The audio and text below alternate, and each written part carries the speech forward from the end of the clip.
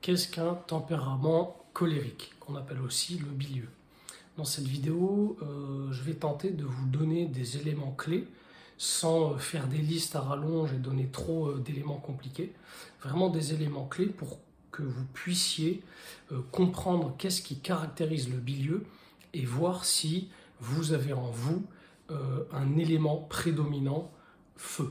Parce que ce qui caractérise ce qu'on appelle le bilieux ou le colérique, en fait, Hippocrate, qui était le père de la médecine, enfin considéré comme le père de la médecine, ce médecin grec antique avait identifié 4 tempéraments, et le colérique, en fait, a une humeur prédominante bile, et en grec, bile, ça se dit kol, d'où le nom de colérique. Donc quelqu'un qui a un excès de bile a tendance à la colère. Voilà pourquoi on l'appelle comme ça.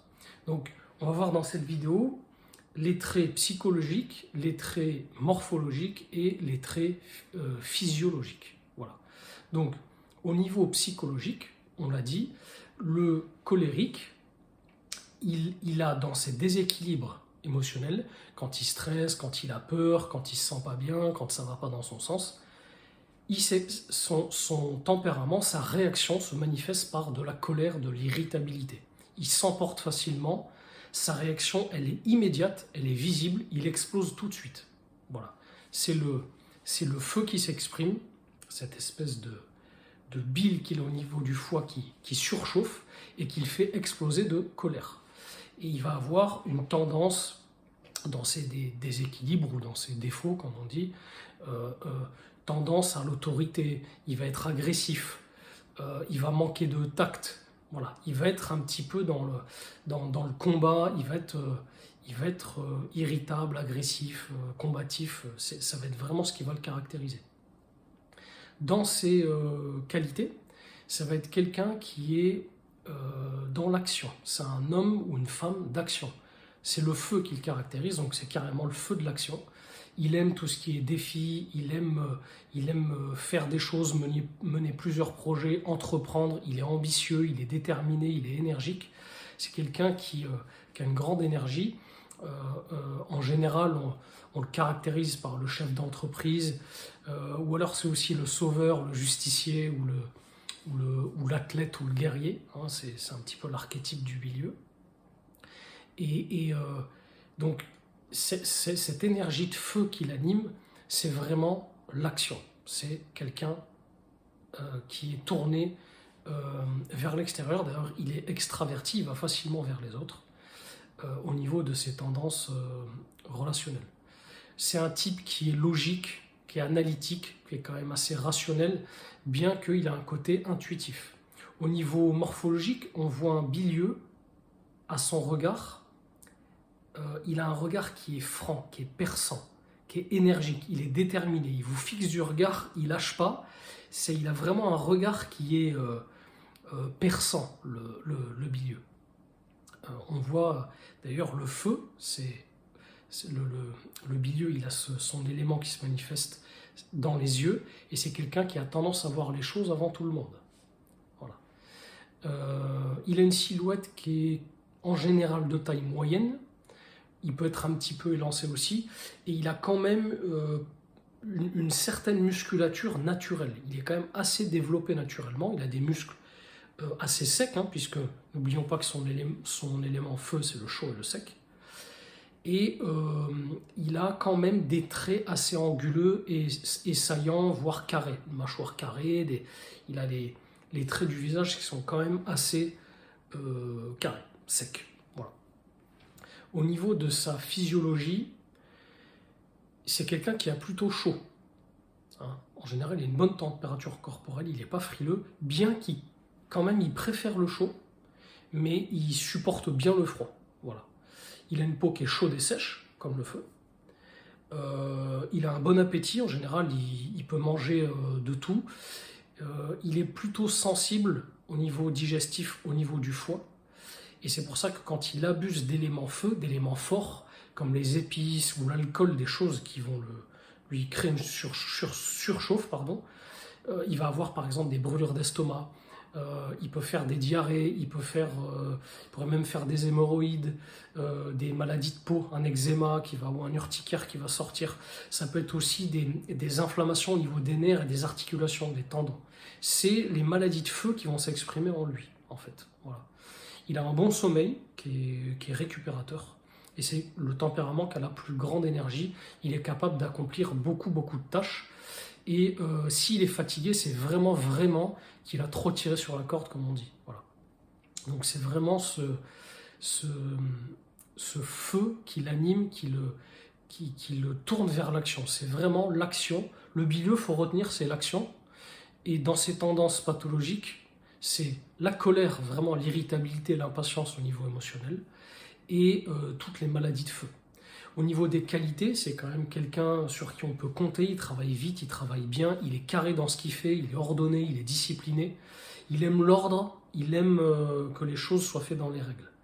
C'est pour ça que tout à l'heure je disais, c'est l'archétype aussi du sauveur et du justicier, c'est que si vous faites les choses de travers, il ne vous loupe pas, en général. Voilà. Et comme c'est un type où est-ce que la sécheresse prédomine, alors je vous renvoie aux vidéos sur l'origine des tempéraments pour comprendre les qualités de l'énergie vitale, chaud, froid, sec, humide.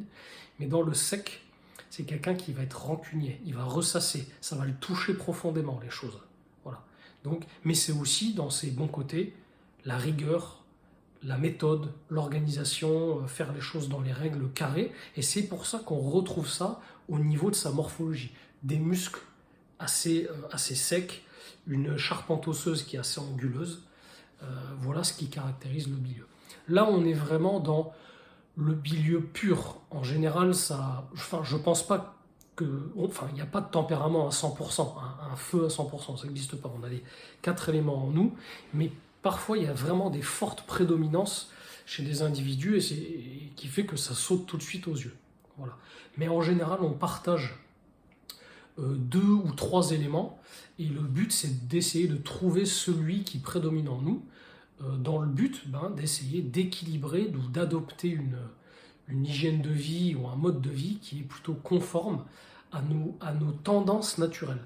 Donc en réalité, il n'y aurait pas besoin de dire tout ça si dès le plus jeune âge on nous apprenait à nous observer, on nous recommandait de nous observer, de nous écouter. Parce que si on s'observe, on va découvrir que ce qui est dit là, c'est le fruit d'observations ancestrales et que c'est vrai, en fait. Voilà. Donc il suffit de bien observer et de comprendre aussi que on a hérité des choses. Donc ça ne sert à rien d'être coupable. On hérite d'un comportement, d'une manière d'être. D'ailleurs, c'est pour ça qu'il y a des parents qui ne comprennent pas pourquoi ils éduquent leurs 2 ou 3 enfants pareils et qu'il y en a qui prennent des directions mais complètement opposées et ils ont des manières de réagir qui sont complètement différentes. Ça vient justement de ça, de leur tempérament. Et il faut l'accepter et essayer de ne pas faire barrière aux tendances naturelles. Voilà. Donc s'écouter, laisser émerger ce qu'il y a en nous, nos tendances. On ne va pas demander à un bilieu de rester assis toute la journée et de méditer, par exemple. Non. C'est quand même quelqu'un qui doit trouver l'épanouissement dans l'action, mais il doit se tempérer quand même. Il ne doit pas trop en faire. Lui, il doit se ramener vers le centre, pas de la même manière que quelqu'un qui serait complètement inactif. Par exemple, un nerveux qui serait beaucoup trop dans la tête et pas assez dans l'action, par exemple. Voilà. Donc, cette vidéo-là, c'est pour vous permettre de mieux vous observer, de valider ce que vous observez déjà, et ensuite, après, d'utiliser des mesures d'hygiène de vie correctives pour votre santé, pour votre bien-être en général, pour bien cibler, pour que ce soit efficace, pour que ce soit harmonieux. Voilà. Je vous conseille quand même, si jamais vous faites appel à quelqu'un, que ce soit moi ou quelqu'un d'autre, pour votre santé, de faire appel à quelqu'un qui a quand même une expérience de terrain pour vous aider à valider vos propres expériences et vous donner des conseils qui vont justement équilibrer les choses. Parce que on n'a pas toujours le recul sur soi nécessaire et on n'a pas forcément les techniques. Et dans la santé, on entend un tas de trucs, tout et son contraire.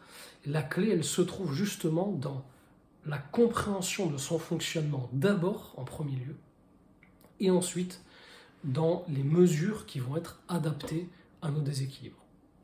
Voilà, j'espère que cette vidéo, ça vous permettra d'avoir déjà une espèce de vision d'ensemble. Pas besoin après d'être trop tatillon, d'être trop méticuleux, trop perfectionniste, c'est de comprendre l'énergie, comment elle se dirige, et ensuite après mener des mesures qui vont permettre d'équilibrer tout ça. Voilà, je ferai les 3 prochaines vidéos du coup sur les tempéraments restants, le sanguin, le lymphatique et le mélancolique, qu'on appelle aussi nerveux, pour que vous puissiez voir où est-ce que vous vous situez un peu plus dans les 4. Souvent on a 2 tendances en général, ça peut être 3.